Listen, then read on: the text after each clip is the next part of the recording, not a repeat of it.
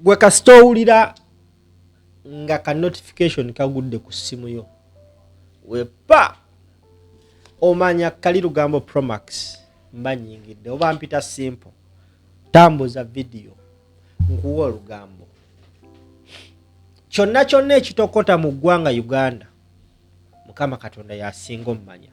Of late there are so many senior army officers abamu bali retired abalala tebali retired abavuddeyo okwemulugunya ku security y'eggwanga Uganda bweri so much disorganized. Emabegako ndowooza myaka ebiri ba security personnel bagoba be baali bayita ababbi ku Mawanda Road ne bamaliriza nga balina gwe bakubye essasi nga tebamaze na mwekenneenya. Ekintu ekyo omukulu Major General Kayindo Otafaya Minister w'ensonga z'omunda yavaayo n'akivumirira. Mu kalulu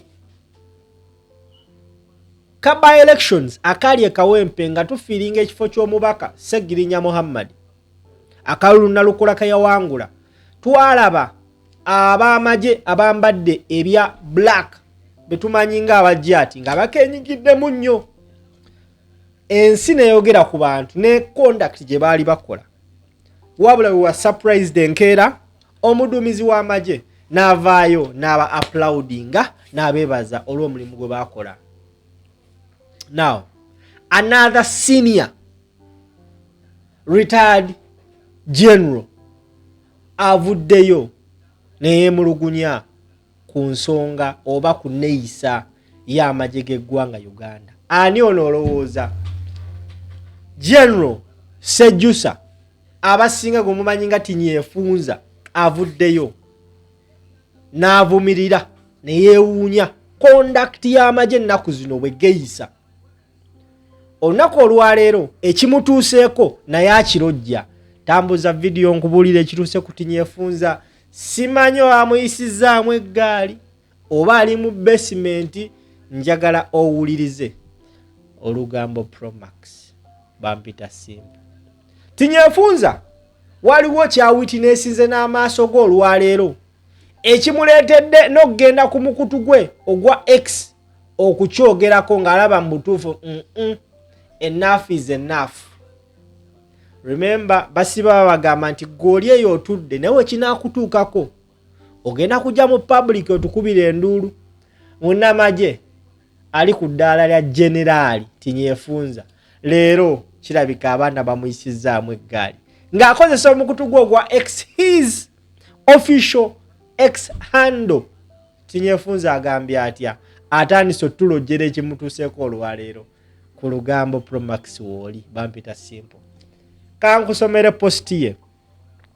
Just a few minutes ago Tinyefunza agambye atya agambye nti the masked hooded men carrying guns and traveling in numberless cars, who are they?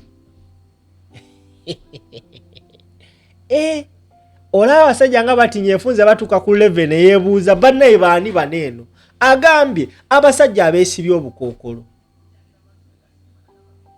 abambadde ga hoodies bakutte emigemera wala batambulira mu mmoloka ezitaliiko number plate. Be baani bano? Bulijjo bannayuganda babyogera nga balowooza byakusaaga. Kati Generali Tinyefunza Sejjusa naye aguddeko mu basajja bano. N'agenda maaso n'agamba nti was conflicted whether to post or ignore, but thought national duty sometimes compels us. Abadde yeebuuza oba akyogereko oba takyogerako naye emirimu gy'eggwanga oluusi baba tebalina kyakukola balina ovaayo bagyogereko.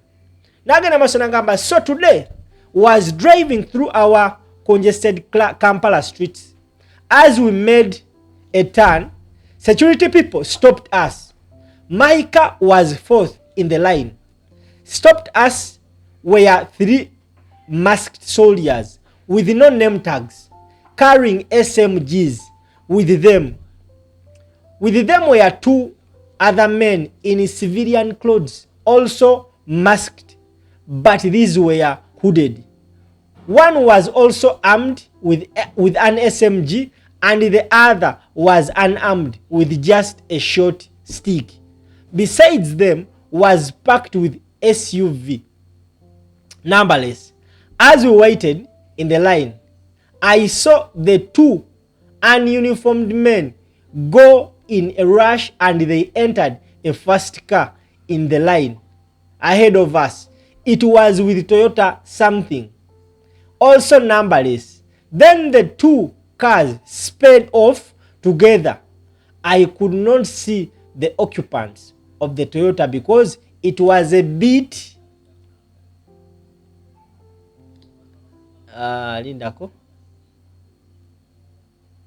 it was a bit far. We too started moving. My old intelligence head got perplexed. Who these people? How do I know they are UPDF? Suppose the hooded ones was that man who proclaimed, I am a muyekera, but a legitimate one. Naye Sejusa agambye olwaleero abadde atambula mu jjaamu w'omu kibuga Kampala ng'avuga,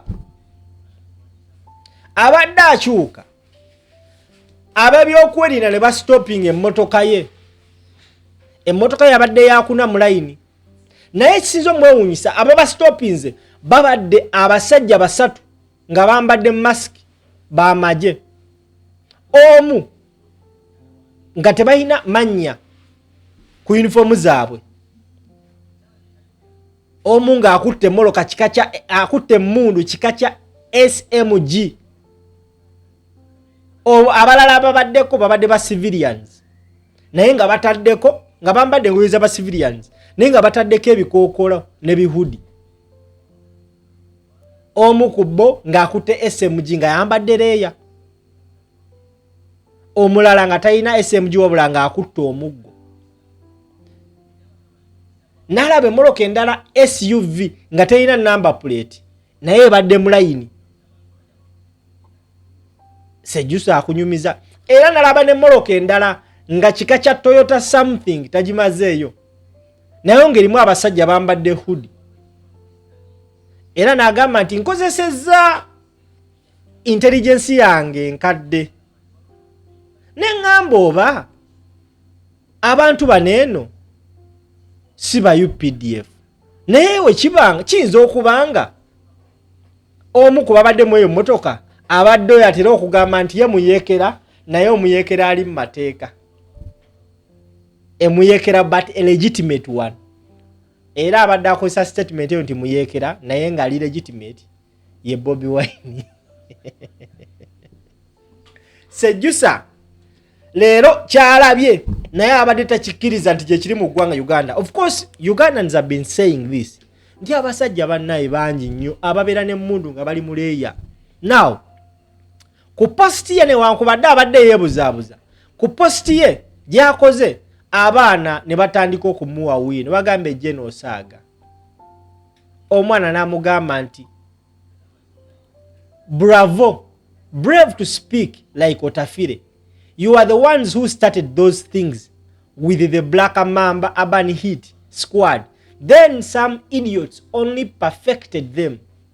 We are now operating in a lawless jungle.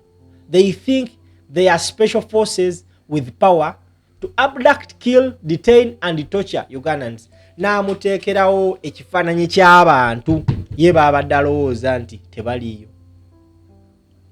Abaana bazze bamuwa obukakafu mu commentary section. Tweet ye egowinze viral, discussion yeeyongedde egezze ku nsonga y'amagye ganeeno y'ebintu Otafire bya rather General Sejusa byalabye olunaku olwaleero. Kati nno Mr. General oba ofunye omukisa ogulaba ku video eno, ekyo kikyali kituuza generali. Generali ena abasajja bajja ne mu woteri ya Mama Naka ne bali emmere ne bagenda ne bamugamba ogenda kukola ki. generali abasajja beeganzika ku bakyala ne babakozesa ne babasiiga n'obulwadde. Generali abasajja bakabasanya basajja bannaabwe. Kati gwe jero kano kolabyeko kituuzo oyinza okuba tonnalaba naye abaana ennaku zino baatabuka. Olugambo Promax bampita simple gwe teekako share katukomewo.